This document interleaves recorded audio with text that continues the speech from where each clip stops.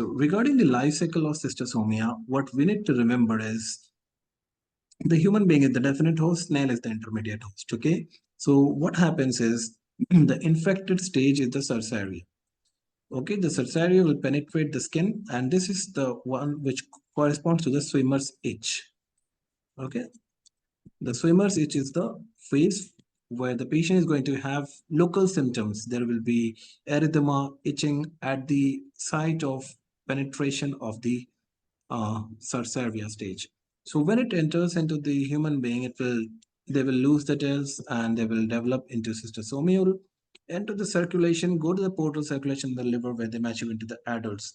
And at this time, they start laying eggs.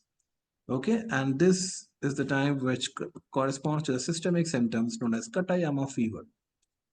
So you were right regarding fevers. So when you were asked about the stages, one is the swimmer's itch, second is the Katayama fever.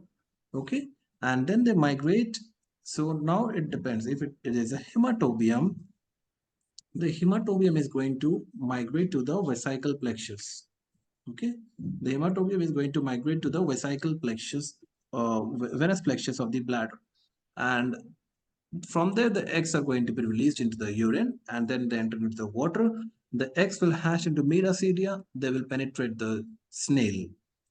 Okay, and then they will release the spores, which will mature into the cercaria and enter the. So this is the brief cycle you need to remember. The important thing is I don't know why they have started asking about Schistosomia mancini and Japonicum. Okay, they have started asking about this also, and they have been asking on the difference in the eggs of this organisms. So that is why this life cycle diagram very clearly is very important, that the mancini will have an egg spine towards the side of it. Okay, Japonicum will not have a spine at all. So this is how you differentiate the three.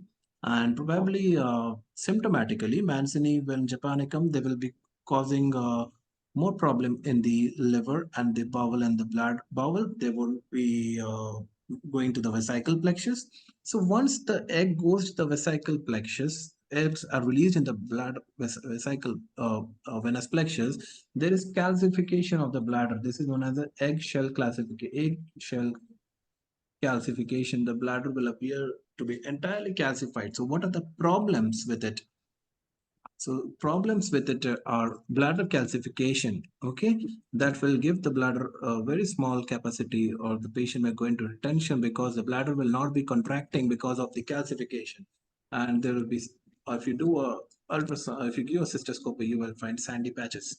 The distal ureter are involved in both the cases because there is bladder calcification. Even there is involvement of the distal ureter, and there is bilateral involvement, very classical in cystosomia. Okay, even if you get a, see, this will be involving even the opening of the seminal vesicles and the semen. If you get the semen, you will find the semen will have some lumpy characteristics. And the most important that you mentioned was the squamous cell carcinoma of the blood.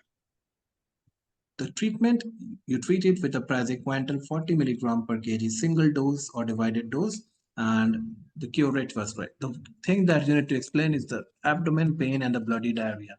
So these two are the side effects of praziquantel's treatment in this that has to be explained. Bloody diarrhea, very important. It's not very rare.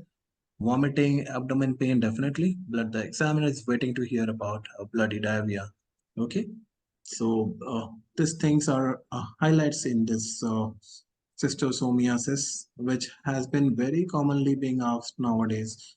And infection station, you are prepared a lot on pyelonephritis. You have prepared entire thing on prostatitis, recurrent UTI in females. But suddenly you go to the examiner is asking on schistosomia. So be prepared, dedicate equal importance to this topic. This is not very, very rare. That is probably not will be asked.